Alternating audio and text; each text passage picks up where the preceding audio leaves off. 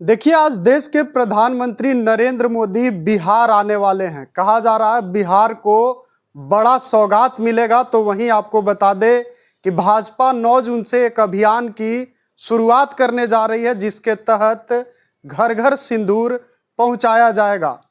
इसी को लेकर बात करेंगे, तमाम मसलों पर बात होगी और बातचीत के लिए हमारे साथ एक्स आईपीएस अमिताभ दास सर मौजूद हैं। सर, क्या कहेंगे? पीएम शाम को बिहार आ रहे हैं।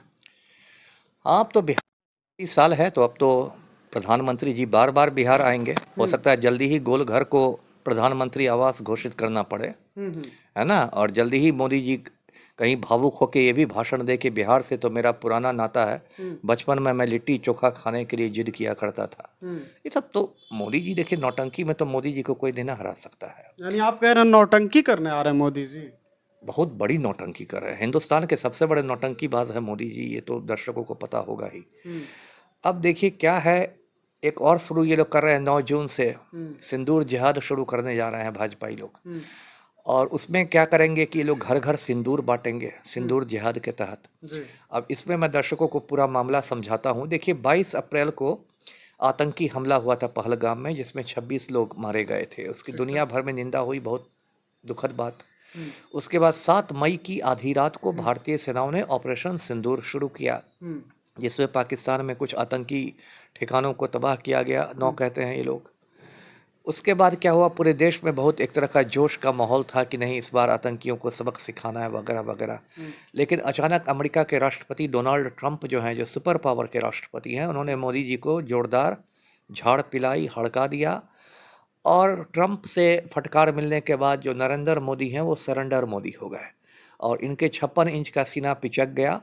और उसके बाद भारत ने युद्ध विराम की घोषणा कर दी, सीज फायर कर दिया। इससे भारतीय सेना का भी मनोबल टूटा, भारतवासियों का भी मनोबल टूटा और पूरी दुनिया में हिंदुस्तान की इज्जत घटी।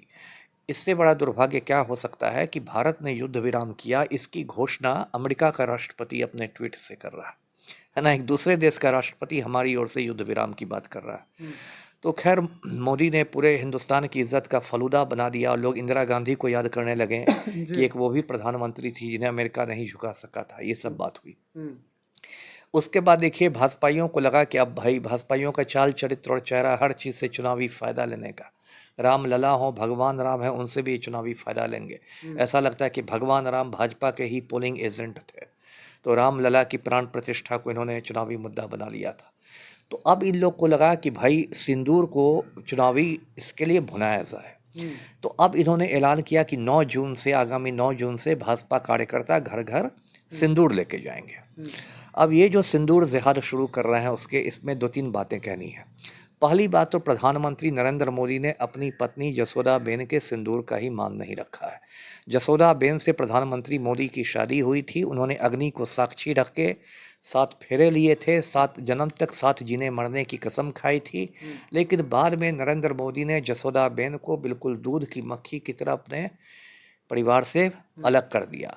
आज ये हालत है कि जसोदाबेन प्रधानमंत्री आवास में कदम नहीं रख सकती है और मतलब सुहागन होने के बावजूद वो एक विधवा की जिंदगी बिता रही है, किसी गांव में दर दर की ठोकर खा रही है। तो जिस नरेंद्र मोदी ने अपनी बीवी के सिंदूर का मान नहीं रखा, वो यदि सिंदूर की बात करते हैं तो इससे बड़ा पाखंड क्या होगा। यानी सिंदूर जिहाद है। आपने सिंदूर हाँ, मैंने जिहाद ही भी इसको सिंदूर जिहाद का नाम दिया है, जो ये लोग बांटेंगे। दूसरी बात, आप घर घर में कैसे कोई सिंदूर लेके जा सकता है? ये तो हिंदुस्तान की महिलाओं का अपमान है। यदि हिंदू संस्कृति की बात करते हैं भाजपा, तो उतनी हिंदू संस्कृति की तो हम लोग को भी जानकारी है कि हिंदू संस्कृति में तो महिला सिर्फ अपने पति का दिया हुआ सिंदूर लगाती है ना। हिंदू शादी, मुस्लिम महिला तो लगाती ही खैर वो तो अलग बात है। मुस्लिम महिलाएं तो लगाती ही नहीं है, ईसाई महिलाएं लगाती ही नहीं है। हिंदू महिलाओं की बात करें तो वो भी अपने पति का दिया हुआ सिंदूर लगाती है। तो हिंदू शादियों में सिंदूर दान एक महत्वपूर्ण मतलब रस्म होती है। सिंदूर दान की रस्म, जैसे पति सिंदूर देता है और फिर जिंदगी भर उसकी लाज रखता है। तो ऐसे थोड़े कि कोई लुच्चा लफंगा घुस गया आपके घर में, सिंदूर ले लो सिंदूर ले लो। क्या है, आलू परवल है क्या है? ये कैसे आप दे सकते हैं? और देखिए इसमें कितनी बातें होंगी। मान लीजिए किसी घर में कोई विधवा महिला रहती है, वो दरवाजा खोलती है 9 जून को और एक भाजपा का लुच्चा उसके सामने सिंदूर लिए हुआ है, तब तो उस महिला का एक तरह से आपको उसका दिल दुखाना हुआ, जी। आप उसके मतलब जले पर नमक छिड़क रहे हैं। उसका पति मर चुका है, उसने सिंदूर लगाना बंद कर दिया, आप उसे घर में सिंदूर लेके जा रहे हैं, तो ये तो मतलब एक तरह से क्रूरता वाली बात हो गई। एक बात मैं कहता हूँ। दूसरी बात कि मान लीजिए किसी घर में कंवारी लड़कियाँ हैं, कोई कंवारी लड़की दरवाज़ा खोलती है, आप हाथ में सिंदूर लिए खड़े हैं, तो क्या आप उससे शादी करने जा रहे हैं? हैं? आप तो चले जाइएगा सिंदूर देके। तो ये तो मतलब बिल्कुल महिलाओं का एक तरह से ये अपमान करने वाली बात हुई और इसका पूरे देश में विरोध शुरू हो गया। अभी मैं देख रहा था आम आदमी पार्टी के राज्यसभा एमपी हैं संजय सिंह, वो भी इसका विरोध कर रहे थे, कह रहे थे कि कैसे कोई लुच्चा लफंगा आ जाएगा। सोशल मीडिया पर ऐसे वीडियो वायरल हो रहे हैं, कुछ लोग कह रहे हैं कि हमारे घर में कोई आ जाएगा बाहर का आदमी सिंदूर लेके तो मैं तो उसको लाठी से पिटूंगा।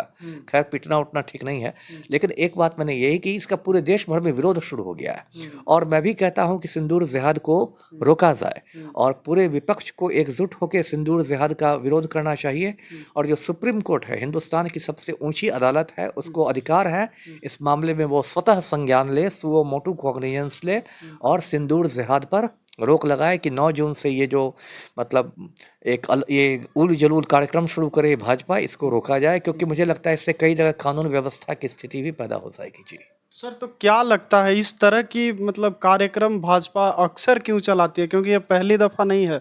सर, आपने पहले भी देखा होगा जब राम मंदिर बना था। शिला पूजन, हाँ, शिला तो इस पूजन तरह का हमेशा क्यों आता है? आखिर सोच क्या होती है उसके पीछे? सोच कुछ नहीं होती। देखिए भाजपाइयों के दिमाग में गोबर और गोमूत्र भरा हुआ है, ये एक असलियत है और इस वजह से वो हमेशा जो होता है ना, जो सबसे घटिया रास्ता होता है वही चुनता है। जैसे सुअर जो होता है उसको कीचड़ में लौटने में ही परम आनंद की प्राप्ति होती है। सुअर को आप गुलाब की क्यारियों में बैठा देंगे तो उसका दम घुट जाएगा क्योंकि वो सुअर है, उसको कीचड़ में ही उसको अच्छा लगता है। तो भाजपाइयों की सोच इतनी गंदी होती है, इनके दिमाग में इतना गोबर और गोमूत्र भरा रहता है कि जो इनको सबसे मतलब निकृष्ट रास्ता मिलता है वही इनको पसंद आ जाता है ना?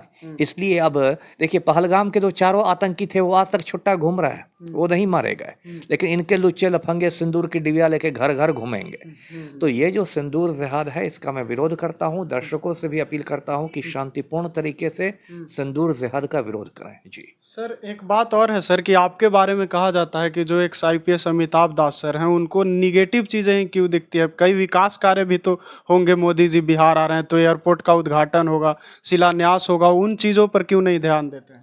नहीं नहीं देखिए पहली बात तो पटना हवाई अड्डा बहुत दिनों से बना हुआ है, इसमें कोई नई बात नहीं होगी। मोदी जी तो देखिए झूठ बोलने में माहिर हैं और अभी स्थिति क्या होगा, ये नेगेटिव पॉजिटिव की आपने बात की तो पूरे देश में एक खौफ का माहौल है और इसलिए बड़े बड़े लोग भी मतलब मुंह में दही जमा के बैठे रहते हैं, है ना? कोई मोदी की गलत काम पर भी बोल नहीं पाता है। तो मैं इक्का दुक्का लोग हैं मेरी तरह जो मतलब हिम्मत करते हैं और वो गलत को गलत बोलते हैं। वो बोलते हैं खुल के कि नरेंद्र मोदी गौतम अडानी का आज्ञाकारी चपरासी है या नरेंद्र मोदी डोनाल्ड ट्रंप का चपरासी है या नरेंद्र मोदी ने पूरे देश को बेच दिया है अडानी को और लोगों से को बताते हैं कि किस तरह मोदी ने 11 वर्षों में सिर्फ जुमलेबाजी की है, हवाबाजी की है ना?